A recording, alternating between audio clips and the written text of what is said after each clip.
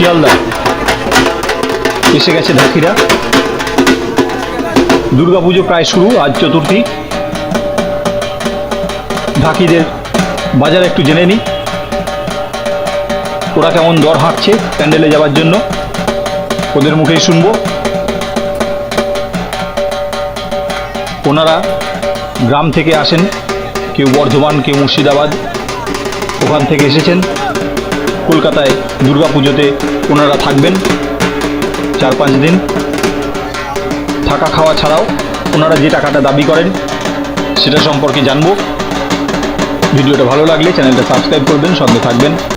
ভিডিওটা দেখার জন্য ধন্যবাদ।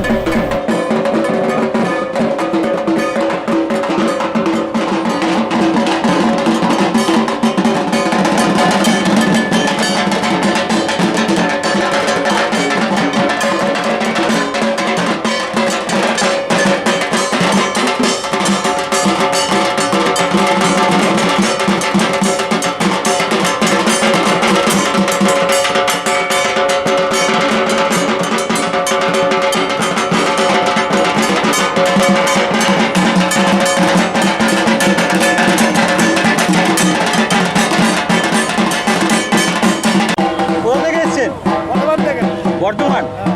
কজন আছেন আপনাদের দলে? 5 জন। কিরকম বাজেট? বাজেট খাওয়া দাওয়া কাদের বলতে হবে না? হ্যাঁ, মানে খাওয়া দাওয়া করে এরকম আপনারা তো যাবেন তো প্যান্ডেলে? অবশ্যই। হ্যাঁ, কিরকম আপনাদের চাহিদা কিরকম? খাওয়া দাওয়া যদি আপনার 25,000 টাকা লাগে, তাহলে 25,000 টাকা। একটা টিম। আপনারা কোথা থেকে এসেছেন?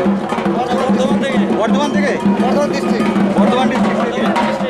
আপনাদের দলে কজন আছেন? 5 জন। 5 জন করে তো।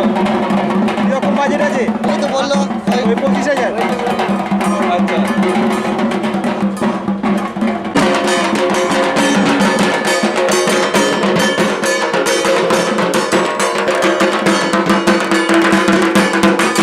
কোথা থেকে আসছেন?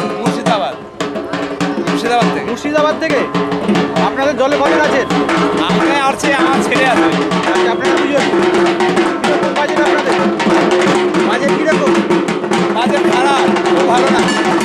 অন্যান্য বছরে 8,000 9,000 করে পাই, এবছর তো 6,000 7,000 বলতে পালিয়ে যাচ্ছে।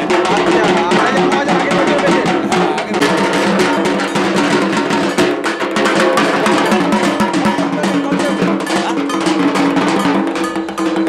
দলে কজন?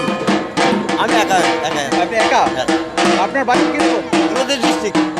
কোথা থেকে এসছেন? নদীয়া ডিস্ট্রিক্ট। বাজেট কিরকম? বাজেট আপনার 12,000।